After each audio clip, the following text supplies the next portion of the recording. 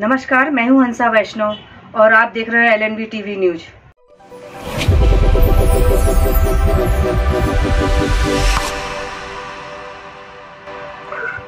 नमस्कार, स्वागत है आपका। मैं हूं डॉक्टर एलन वैष्णव।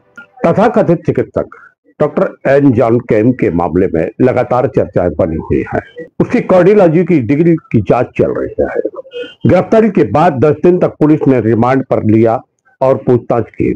सारी डिग्रियों की जांच पड़ताल पुलिस कर रही है और अब उसे जुडिशियल रिमांड पर भेज दिया गया है। लेकिन जहां डॉक्टर सेवाएं दे रहा था मिशन अस्पताल, उसको लेकर भी इस समय चर्चाएं बड़ी बनी हुई है। कैथ लैब को सील करने की कार्रवाई पूर्व में की गई और उसके बाद अस्पताल के एक एक जो वार्ड है, वहां की यूनिट है, उसको बंद करने की कार्रवाई। और फिर अब मिशन अस्पताल को एक नोटिस दिया गया कि आपका जो पंजीयन है वह निलंबित है। और इसके बाद एक और पक्ष निकलकर सामने आया जिसमें एक जिम्मेदारी तय की जा रही थी एक लिपिक की, मुख्य चिकित्सा एवं स्वास्थ्य अधिकारी कार्यालय की। निजी चिकित्सालयों के नर्सिंग होमों के संचालन के लिए उनका पंजीयन आवश्यक होता है और पंजीयन यहाँ ही होता है। जी हाँ, मध्य प्रदेश के दमोह जिला मुख्यालय पर स्थित मुख्य चिकित्सा एवं स्वास्थ्य अधिकारी के कार्यालय के प्रांगण में इस समय हम मौजूद हैं और ये आप देख सकते हैं, यही होता है किसी नर्सिंग होम और चिकित्सालय का पंजीयन। दीपक जैन के ऊपर आरोप लगाए जा रहे हैं कि उन्होंने इस पूरी यूनिट को इन अस्पतालों के संचालन में होने वाले जो दस्तावेजी प्रमाण हैं, जो उनको स्वीकृति दी जाती है, उनमें इनके द्वारा ही गड़बड़ी की गई है। और इसी आरोप के चलते उनको यहां से, हालांकि दमोह के मुख्य चिकित्सा अधिकारी कार्यालय से उनका स्थानांतरण कर दिया। उनके निलंबन की कार्रवाई की जैसे ही जानकारी मिली, कर्मचारी वर्ग में रोष व्याप्त हो गया। लिपिक वर्गीय कर्मचारी संघ के अध्यक्ष और उनके पदाधिकारियों ने इस पर घोर आपत्ति जताई। उन्होंने एक ज्ञापन सौंपा कलेक्टर को और एक ज्ञापन सौंपा स्थानीय विधायक को। कहा कि किसी निर्दोष को फंसाया नहीं जाना चाहिए, जिम्मेदारी तय होना चाहिए। कभी किसी बड़े अधिकारी के ऊपर जब कार्रवाई की बात आती है तो वह पूरी सारी जिम्मेदारी एक लिपिक पर सौंप देता है और यह ऐसा नहीं होने दिया जाएगा। चेतावनी दी है कर्मचारियों ने। राकेश हजारी, जो कि लिपिक वर्गीय कर्मचारी संघ के अध्यक्ष हैं, और साथ में अन्य पदाधिकारियों ने भी अपने अपने वक्तव्य में इस प्रकार के होने वाले कार्य की निंदा भी की और चेतावनी दी अधिकारियों को। आज प्रातः श्रीमती वंदना जैन द्वारा अवगत कराया गया कि उनके पति, जो मुख्य चिकित्सा एवं स्वास्थ्य अधिकारी कार्यालय में डाटा एंट्री ऑपरेटर के पद पर पदस्थ हैं, उनके पति को कार्यालय प्रमुख द्वारा मानसिक रूप से परेशान करके विगत 15 दिनों से किया जा रहा है, जिसके तहत उन्हें आज प्रातः अत्यधिक सीने में दर्द होने के कारण हॉस्पिटल में एडमिट किया गया, जहां डॉक्टरों ने उन्हें रिपोर्ट देखकर जबलपुर रेफर किया जाने की सलाह दी। इस संबंध में मेरा निवेदन है कि वर्तमान में जो परिस्थितियां चल रही हैं, कार्रवाई अधिकारियों पर होना चाहिए, किंतु अधिकारी हमेशा अपने छोटे कर्मचारियों पर डालकर अपना पल्ला झाड़ने की कोशिश कर रहे हैं। वर्तमान में भाई दीपक जैन अत्यधिक सीरियस होने के कारण मुझे मजबूरन ज्ञापन के माध्यम से माननीय कलेक्टर महोदय और स्थानीय विधायक को परिस्थिति से अवगत कराया गया है। जब तक कोई जांच पूरी ना हो जाए तब तक श्री दीपक कुमार जैन के विरुद्ध कोई प्रशासनिक कार्रवाई न किए जाने का अनुरोध माननीय कलेक्टर महोदय एवं माननीय विधायक को अवगत कराया है। किस प्रकार से प्रताड़ित कर रहे थे? मानसिक रूप से कर रहे हो, चूँकि वो डाटा एंट्री ऑपरेटर है, उसको जो कहेंगे वो करेगा। लेकिन वर्तमान परिस्थिति में जो मिशन का प्रकरण चल रहा है उसको लेकर वो भयभीत हैं और वो किसी के भी विरुद्ध कार्रवाई करने के लिए आमादा है। इसी के तहत दीपक जैन को आज यह परेशानी का सामना करना पड़ा। हुआ है कि जब जब ऐसी बात होती है, जहां सम्मान की बात आती है वहां वरिष्ठ अधिकारी आगे होते हैं, और जहां सजा की बात आती है या नीचे दिखाने की बात आती है वहां हमारे छोटे कर्मचारियों को आगे कर दिया जाता है। उसका सीधा सा उदाहरण देखने मिल रहा है हमारे दमोह के चिकित्सा विभाग में। हमारे दीपक जैन जी जो एक डाटा एंट्री ऑपरेटर के पद पर कार्य कर रहे हैं, जिनको मात्र इतना अधिकार है कि वो किसी भी अधिकारी के द्वारा दिए गए आदेश को टाइपिंग करके उस पत्र को वो देते हैं, लेकिन उनको मूल आरोपी बनाने की कोशिश की जा रही है। ये बहुत ही गलत बात है, निंदनीय है। हम सभी कर्मचारियों की ओर से इसकी घोर निंदा करते हैं और जिला प्रशासन से अनुरोध करते हैं कि हमारे ऐसे कर्मचारियों के ऊपर किसी प्रकार की कोई कार्रवाई प्रस्तावित ना की जाए। अगर ऐसा होता है तो हमारा संपूर्ण जो कर्मचारी जगत है वो आगे आएगा और ज़रूरत पड़ी तो आंदोलन भी करेगा, जिसकी संपूर्ण जिम्मेदारी जिला चिकित्सा विभाग की होगी। अमित्रो, प्रश्न ये उठता है कि एक लिपिक के द्वारा क्या ये सब कुछ किया जाना संभव है? सूत्र बताते हैं, और जहां तक जो प्रकार समाचार जारी हुए थे उन समाचारों के आधार पर और सूत्रों के आधार पर एक उच्च स्तरीय कमेटी का गठन हुआ था गत दिसंबर में। इस कमेटी ने निरीक्षण किया था दमोह के नर्सिंग होमों का, और जो रिपोर्ट प्रस्तुत की गई थी उसी रिपोर्ट के आधार पर ही ये कार्रवाई आगे बढ़ी थी। यानी जो रिपोर्ट जब एक उच्च स्तरीय दल में जो टेक्नीशियन तकनीकी व्यक्ति इसमें मतलब अधिकारी सम्मिलित हैं, जिसमें डॉक्टर हैं और उसमें अन्य पदाधिकारी अधिकारी जो सम्मिलित हैं, वह जब रिपोर्ट प्रस्तुत करते हैं तो उसी के आधार पर ही तो कार्रवाई आगे बढ़ती है। अब एक व्यक्ति पर जिम्मेदारी तय कर देना और सारों को बचा ले जाना कहां तक न्याय उचित है?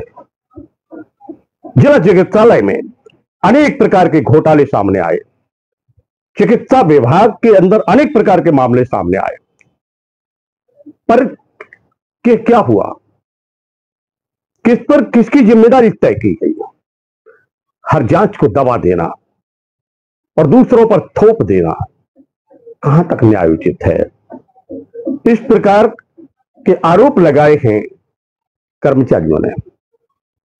क्योंकि अगर जिम्मेदारी तय करना है तो उनकी भी जिम्मेदारी तय होना चाहिए जो चांचल में थे, क्योंकि तकनीकी मामला है और तकनीकी रिपोर्ट जब आएगी तो लिपिक या डाटा एंट्री ऑपरेटर उसी को आधार बनाकर आगे बढ़ेगा।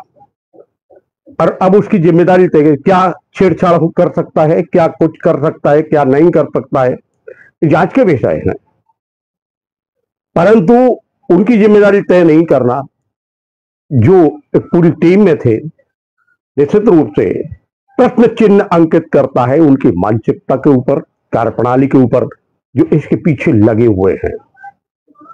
क्योंकि एक बड़ी यूनिट को बंद करने का काम, एक डॉक्टर की गिरफ्तारी होना, उसके ऊपर कार्रवाई होना एक अलग विषय था, लेकिन एक बड़ा यूनिट बंद कर दिया गया।